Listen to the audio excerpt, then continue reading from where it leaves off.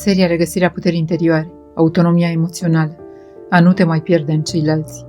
Episodul 2, agățarea emoțională, frica de a rămâne singur cu tine. Agățarea nu e fragilitate, nu e imaturitate, nu e dependență, așa cum mulți o numesc. Agățarea este înainte de orice frica de a rămâne singur cu interiorul tău.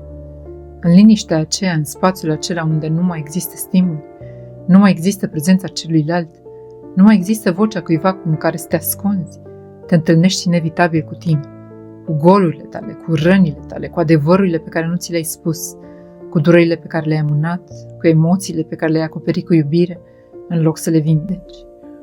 De aceea agățarea doare, nu pentru că celălalt pleacă, ci pentru că tu știi că vei rămâne față în față cu ceea ce ai evitat cel mai mult, propriul tău suflet neacoperit de nimeni. Adevărul este că nu ne agățăm de oameni, ne agățăm de senzația că nu suntem singuri înăuntru nostru, ne agățăm de iluzia că altcineva ne poate salva, de emoțiile pe care nu știm să le purtăm. Agățarea apare atunci când prezența celuilalt devine un pansament, nu un parteneriat, când iubirea devine refugiu, nu întâlnire, când dependența emoțională e mascată de gesturi tandre și de frica de a nu rămâne fără cineva.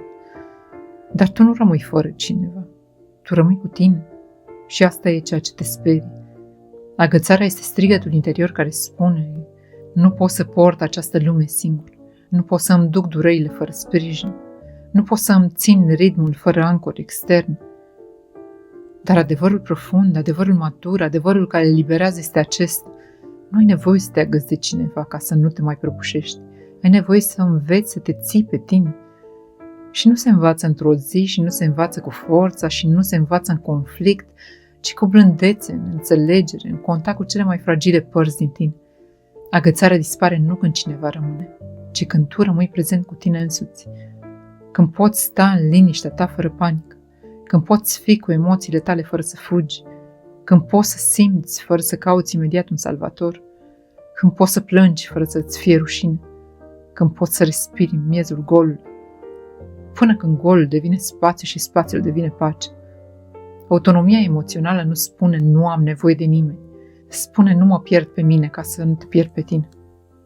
Iar acesta este momentul în care agățarea se transformă în maturitate, când ai curajul să rămâi cu tine chiar și atunci când ceilalți pleacă. Atunci afli că liniștea ta nu te rănește, ci te reconstruiește și că singurătatea nu este absență, ci întoarcere la tine.